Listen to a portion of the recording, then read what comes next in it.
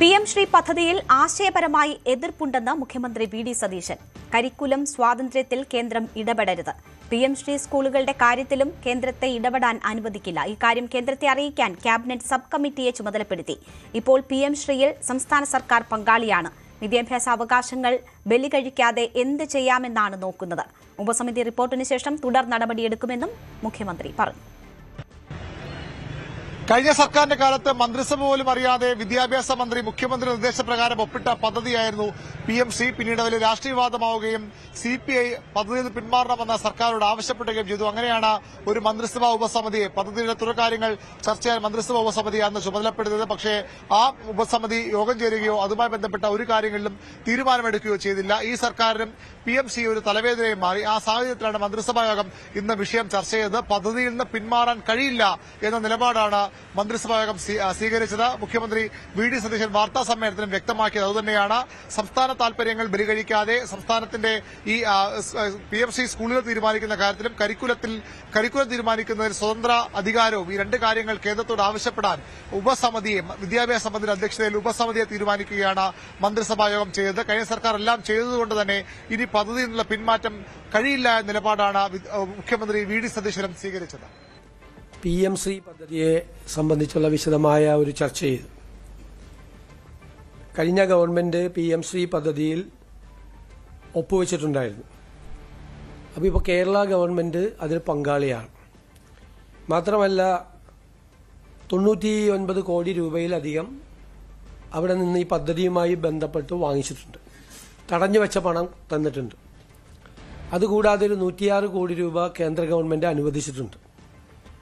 ഇതാണ് അതിൻ്റെ കാര്യം. അതിനെ ആശയപരമായി അതിനോടുള്ള എതിർപ്പ് കരിക്കുലം ഫ്രീഡത്തിൽ കേന്ദ്ര സർക്കാർ ഇടപെടരുത് എന്നതാണ്. രണ്ട്, ഇത് നടപ്പാക്കുന്ന സ്കൂളുകൾ തിരഞ്ഞെടുക്കാനുള്ള അവകാശം സംസ്ഥാന ഗവൺമെന്റിന് നൽകണം എന്നതാണ്.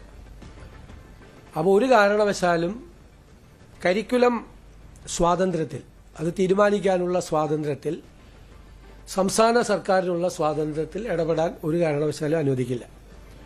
രണ്ട്, സ്കൂൾ സെലക്ഷൻ അത് സംസ്ഥാന സർക്കാർ തന്നെ തീരുമാനിക്കും. ഇതുമായി ബന്ധപ്പെട്ട കാര്യങ്ങൾ കേന്ദ്ര സർക്കാരിനെ അറിയിക്കാൻ PMC പദ്ധതിയുമായിട്ടുള്ള UDF സർക്കാരിൻ്റെ ആശയപരമായ നിലപാടുകൾ അറിയിക്കാനുള്ള കാര്യങ്ങൾ തയ്യാറാക്കുന്നതിന് വേണ്ടി പൊതുവിദ്യാഭ്യാസ മന്ത്രി ശ്രീ ഷംസുദ്ദീൻ കൺവീനറും മന്ത്രിമാരായ Shri Roji M. John, Shri PC Vishwanath, Shri M. Liju എന്നിവർ അംഗങ്ങളുമായിട്ടുള്ള ഒരു കമ്മിറ്റി മന്ത്രിസഭാ ഉപസമിതിയെ നിയമിച്ചിട്ടുണ്ട്. അവർ റിപ്പോർട്ട് സമർപ്പിക്കും. എന്നാൽ പദ്ധതിയുമായി മുന്നോട്ട് പോകേണ്ട ഒരു സാഹചര്യവുമില്ല. താൽക്കാലിക സംവിധാനം മാത്രമാണ് കഴിഞ്ഞ സർക്കാരിന്റെ കാലത്ത് സ്വീകരിച്ചത്. അത് SSA ഫണ്ട് ലഭിക്കാനുള്ള താൽക്കാലിക സംവിധാനം മാത്രമാണ് അന്ന് സ്വീകരിച്ച നിലപാടാണ് മുൻ വിദ്യാഭ്യാസ മന്ത്രി വി. ശിവൻകുട്ടിയുടേത്. PMC അങ്ങനത്തെ ഒരു സാഹചര്യം കൂടെ നിങ്ങൾ മനസ്സിലാക്കണം. ഈ PMCയുടെ കാര്യം പറഞ്ഞുകൊണ്ട് ഇടത് സർക്കാർ ആദ്യം മുതൽ തന്നെ നാഷണൽ എഡ്യൂക്കേഷൻ പോളിസിക്കെതിരാണ്. NEP കേരളത്തിൽ നടപ്പിലാക്കില്ല എന്ന് പറഞ്ഞ ഏക സംസ്ഥാനം കേരളം മാത്രമാണ്. NEP നടപ്പിലാക്കില്ല എന്ന് കേന്ദ്രമന്ത്രിയോട് നേരിട്ടും പറഞ്ഞത് കേരളം മാത്രമാണ്. കേന്ദ്ര ഗവൺമെന്റ് പാഠപുസ്തകങ്ങളിൽ അവർക്കിഷ്ടം പോലെ ചരിത്രത്തെ മറച്ചു വെച്ചുകൊണ്ട് ഉള്ള പാഠപുസ്തകം ഇറക്കിയപ്പോൾ അതിന് ബദലായിട്ടൊരു പാഠപുസ്തകം ഇറക്കിയ സംസ്ഥാനം കേരളം മാത്രമാണ്. ഞാനത് ദീർഘിപ്പിച്ച് പറഞ്ഞിട്ട് മാത്രമേ ഉള്ളൂ. അപ്പം നമുക്ക് അതിനൊക്കെ നയമുണ്ട്.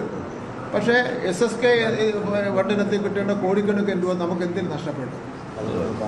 അത് നഷ്ടപ്പെടേണ്ടെന്ന് ഉദ്ദേശിച്ചുകൊണ്ടാണ് താൽക്കാലികമായിട്ടൊരു അറേഞ്ച്മെന്റ് ഉണ്ടാക്കാൻ വേണ്ടി തീരുമാനിച്ചത്. അങ്ങനെയാണ് ഒപ്പിട്ട് കൊടുത്തത്. ഞാൻ പറഞ്ഞല്ലോ, ഒപ്പിട്ട് അതിനു വേണ്ടിയാണ് ഒപ്പിട്ട് കൊടുത്തിട്ടുള്ളത് എന്ന് പറഞ്ഞല്ലോ.